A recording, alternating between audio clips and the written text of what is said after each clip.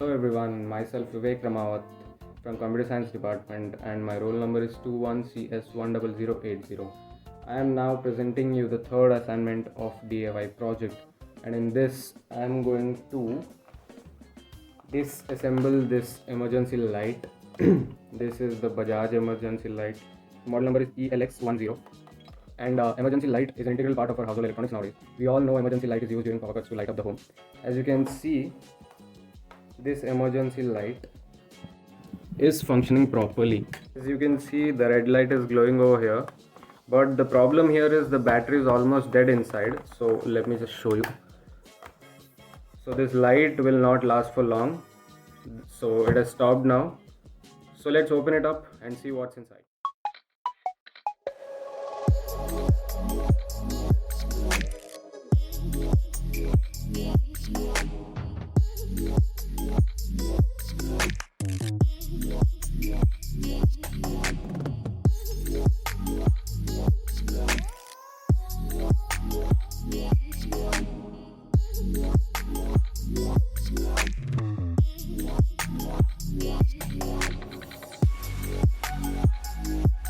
2,000 years later.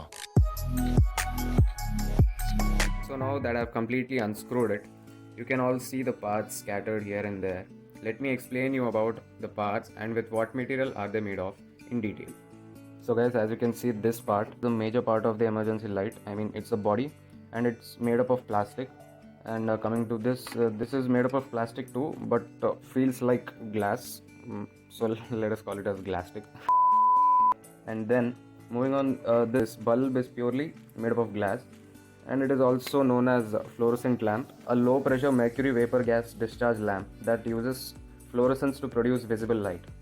So this is that lamp. And next, this is a shiny piece of plastic which is used to reflect the light equally and is also made up of plastic. So this is the thing. And now let's discuss about the interior parts, the main part, the whole and soul of this emergency light. So firstly, as you can see, there's a huge battery which is not under proper condition. It is of 6 volts and has a capacity of 4500 milliampere hour battery backup, and the maximum input is up to 1.35 amperes, this battery. And it is also known as the heavy duty sealed rechargeable lead acid battery, which is also recyclable. Apart from this battery, we have this circuit board to which all the needed components are connected. So we'll discuss about these components now. I actually tried to detach all the components, but they are soldered, so I couldn't open it. But anyways, I'll explain it like how they are. So let us begin with this blue colored cylindrical element, which is also known as the capacitor. The primary purpose of the capacitor is to store electrostatic energy in an electric field wherever possible, and the main purpose is to supply the stored energy to the circuit. Hence, energy storage is the most common application for capacitors. So this is the capacitor. And moving on, there's a small blue colored disc shaped thing. Let me show you. So this is a small disc shaped blue color thing, which is known as the ceramic capacitor. It is a multi-layered dielectric ceramic capacitor.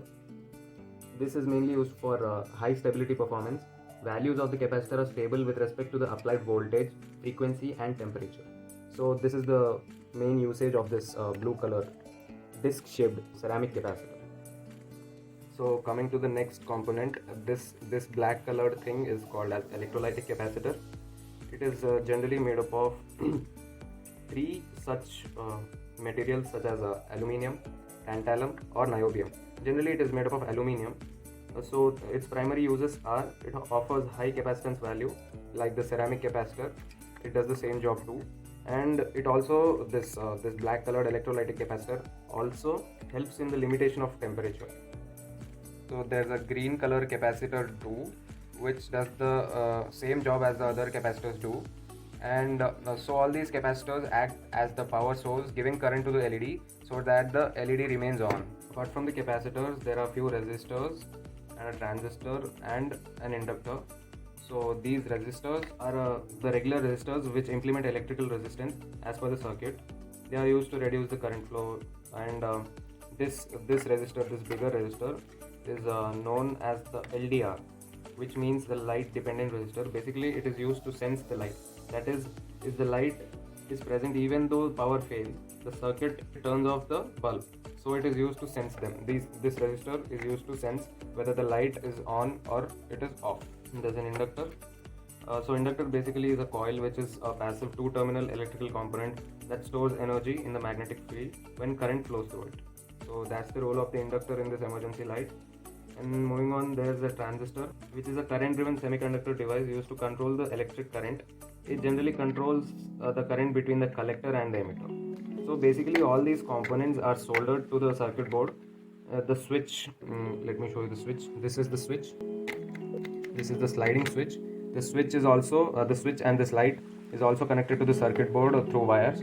So collaboratively, all these are connected to the battery, which is the main source. This is the main source, and everything is connected to the battery through wires.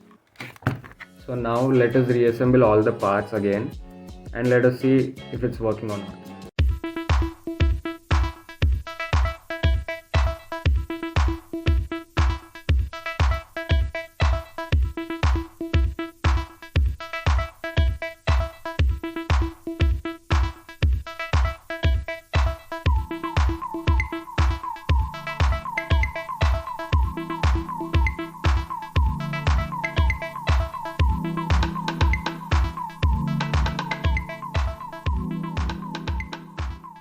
So now I have reassembled it completely. So now let's check whether it works or not. So you can see the red light glowing. So it started working and died. So this was my third assignment of DIY project. I hope you all liked it. So this is me, Vivek Ramawat, 21CS10080, signing off. Thank you.